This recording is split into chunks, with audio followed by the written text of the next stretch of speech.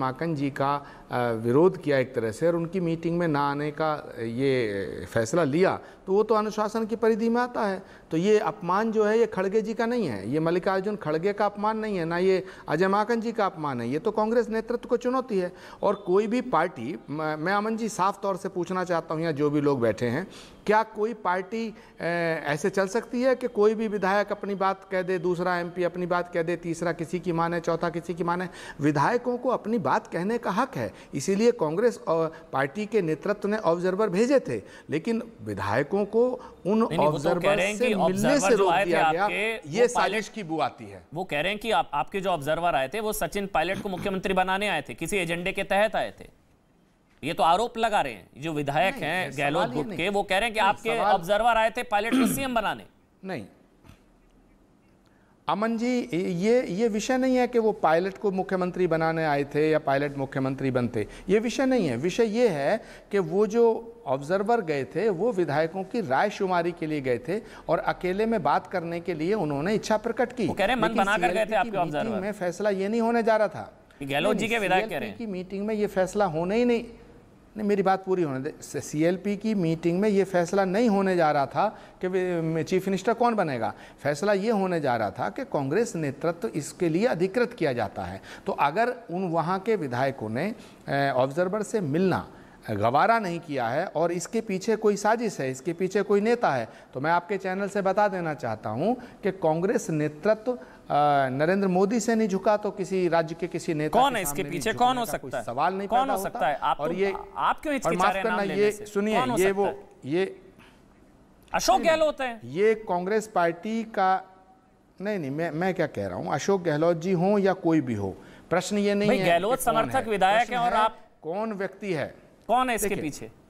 देखिए कोई भी पार्टी का, देखिए पार्टी के विधायकों को, पार्टी के कार्यकर्ताओं को, पार्टी के सांसदों को, कांग्रेस पार्टी हो या कोई दूसरी पार्टी हो, अपने लीडरशिप से बात करने का पूरा अधिकार दिया जाता है और वो बात करें, सलाह दें, लेकिन डिक्टेशन ना दें।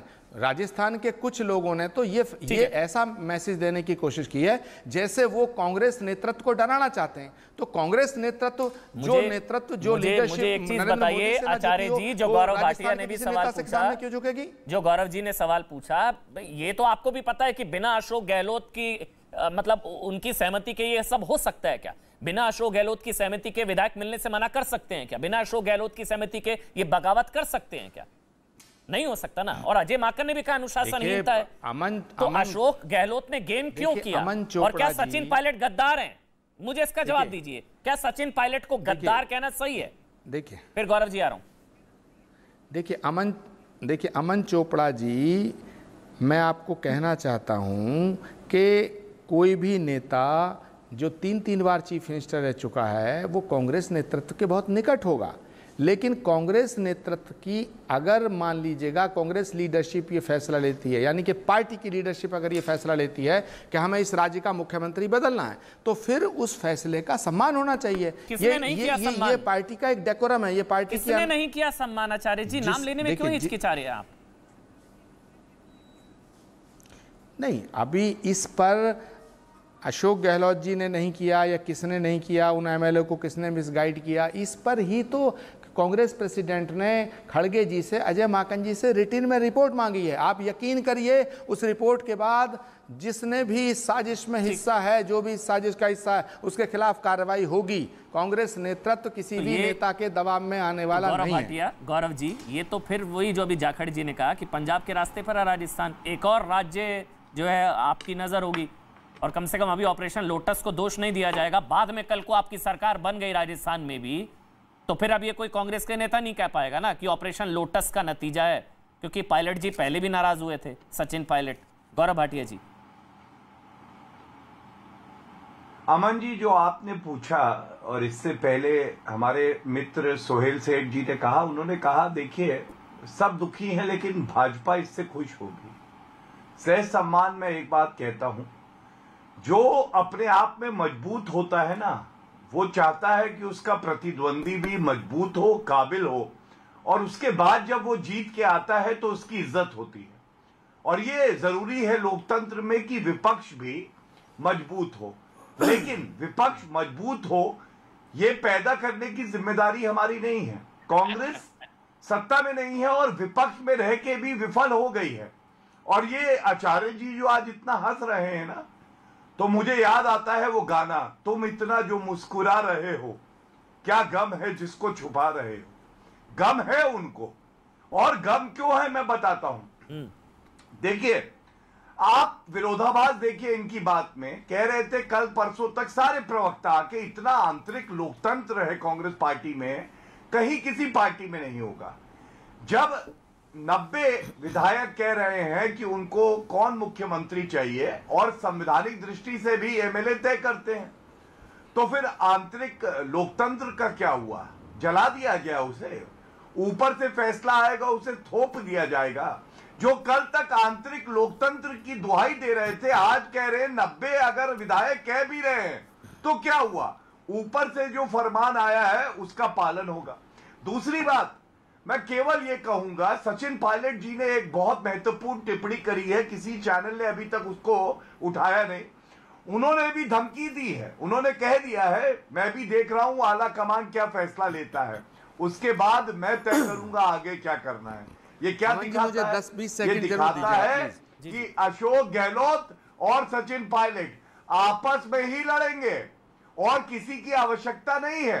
और आगे चल के आप देखिएगा, भारत जोड़ो यात्रा खत्म होने से पहले कांग्रेस पार्टी का खात्मा हो जाएगा। आचार्य जी, अब कल को सचिन पायलट का भी तो जितना अपमान, उनको गद्दार कहा जा रहा है। सोचिए, खुलेआम विधायक कह रहे हैं अशोक गहलोत निकम्मा, पता नहीं आप कल को निकम्मा, इंग्लिश स्पीकिंग फेयर बॉय, वो फिर अगर जो है स्पीकिंग फेयर बॉय, निकम्मा, कल को भाजपा का दामन थाम लेंगे, फिर कहा जाएगा ऑपरेशन लोटस है, ये लोग किसी को खरीद लेते हैं, डर दिखा देते हैं। हाल देखिए, उनको गद्दार कहा जा रहा है। आचार्य जी, सचिन पायलट गद्दार। देखिए अमन जी, गौरव भाटिया जी ने दो बातों का जिक्र किया। एक तो पंजाब का जिक्र किया, एक संख्या का जिक्र किया, विधायकों की संख्या का। जब किसी स्टेट का नेतृत्व परिवर्तन किया जाता है तो विधायकों की संख्या मायने रखती है, लेकिन सिर्फ विधायकों की संख्या से फैसला नहीं होता है। लीडरशिप, पार्टी की जो लीडरशिप होती है वो देखती है कि भाई राजनीतिक परिदृश्य क्या है, आने वाला चुनाव क्या है, जनता की भावना क्या है। क्योंकि जो पार्टी के जो विधायक होते हैं, भाई पंजाब के अंदर जो फैसला लिया गया, जाखड़ जी बैठे तो सारे विधायक तो चन्नी के साथ थे, तो वो फैसला लिया गया, उसमें वो फैसला गलत निकला, उसका परिणाम गलत आया। आज हम मान रहे हैं कि वो फैसला ठीक नहीं था। तो अगर विधायकों की संख्या देख करके फैसला अच्छा होता है तो फिर तो नहीं, मुझे पूरा करने दीजिएगा, फिर तो पंजाब का फैसला सही होना चाहिए था। अब वो मान रहे हैं चन्नी वाला फैसला गलत। कोई भी पार्टी का लीडर, देखिए अमन जी, जब पार्टी कोई चलाता है और राजनीति में फैसले लिए जाते हैं, कभी कभी गलत होते हैं। भाई बीजेपी ने फैसला लिया, नरेंद्र मोदी जी ने फैसला लिया कि दिल्ली का मुख्यमंत्री का चेहरा किरण बेदी होगी, बुरी तरह हार हो गई, तो क्या नरेंद्र मोदी जी को अपरिपक्व नेता कहा जाएगा? फैसले होते हैं, गलत होते हैं, सही होते हैं। तो मैं कहना चाहता हूं कि राजस्थान के विषय में जी, ये अब हम बातें राजनीति, नहीं, मेरे को बताइए, मैं आऊंगा। गद्दार कौन, वफादार कौन, बस ये बताइए मेरे को। देखिए, गद्दार कौन है? देखिए, वक्त होता है बेवफा यारो, आदमी बेवफा नहीं होता, समझे? तो किसी का कहीं कोई ना कोई ऐसा मामला होता है जिसमें आदमी अपने अपने स्वार्थों में लिप्त होकर के पार्टी नेतृत्व की अवहेलना करते हैं। लेकिन ये वही पार्टी नेतृत्व है जिसने अशोक जी को 3 बार चीफ मिनिस्टर बनाया। तो मुझे लगता है अशोक गहलोत जी को दिल बड़ा करना चाहिए था। आज वो वक्त है कि अशोक गहलोत जी को पार्टी नेतृत्व का सम्मान करना चाहिए था। आज वो वक्त है जब पार्टी नेतृत्व हमारा बीजेपी से जूझ रहा है इस देश को एक रखने के लिए, जहां तमाम दूसरी पॉलिटिकल पार्टियां भी आकर के सोनिया गांधी जी से बात कर रही हैं। आज संकट का समय है, तो संकट के समय में पार्टी के नेताओं का फर्ज बनता है पार्टी के नेतृत्व को मजबूत करे। लेकिन मुझे अफसोस के साथ कहना पड़ रहा है कि अशोक गहलोत जी ने जो काम किया है वो पार्टी, अशोक गहलोत जी ने जो काम किया है, अशोक गहलोत जी आज हमारे पार्टी के चीफ मिनिस्टर हैं, लेकिन वो कांग्रेस पार्टी नेतृत्व से ना बड़े हो सकते हैं ना पार्टी से बड़े हो सकते हैं। अशोक गहलोत जी को सोचना चाहिए और अशोक गहलोत जी को अपने कल के उस फैसले पर पुनर्विचार करना चाहिए और पार्टी नेतृत्व से समायाचना करनी चाहिए। अब अध्यक्ष तो नहीं बन रहे ना गहलोत जी? एक जल्दी से आचार्य जी, आपकी क्या रीडिंग है? अध्यक्ष तो नहीं बन रहे अब? अध्यक्ष कहां परिवार अफोर्ड करेगा जिसने पूरी ओपन चैलेंज दे दिया परिवार को?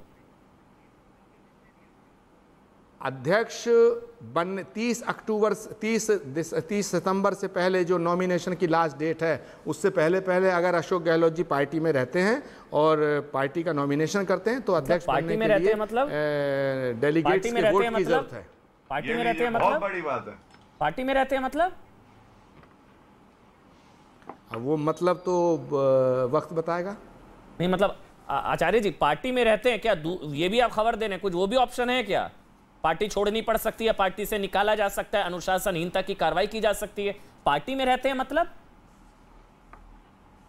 नहीं, कपिल सिब्बल जी पार्टी छोड़ के चले गए, गुलाम नबी साहब चले गए, खुद जाखड़ साहब चले गए, कैप्टन अमरिंदर सिंह चले गए, तो कल को कौन पार्टी छोड़ेगा, कौन पार्टी ज्वाइन करेगा, इस पे मैं क्या कह सकता हूँ। गहलोत जी जाने वाले, मैं ये मानता हूँ कि अगर अशोक गहलोत जी अगर अशोक गहलोत जी 30 तारीख तक पार्टी में बने रहते हैं और वो नॉमिनेशन करते हैं तो कांग्रेस पार्टी के अध्यक्ष का फैसला चुनाव से होगा, डेलीगेट्स करेंगे। गौरव भाटिया, तो राजस्थान का ऑप्शन भी खुल रहा है फिर आप लोगों के लिए, आचार्य जी हिंट दे रहे हैं। आपकी इस चर्चा में इतनी बड़ी बातें कही गई हैं। पहली बात, आचार्य प्रमोद जी की सराहना होनी चाहिए।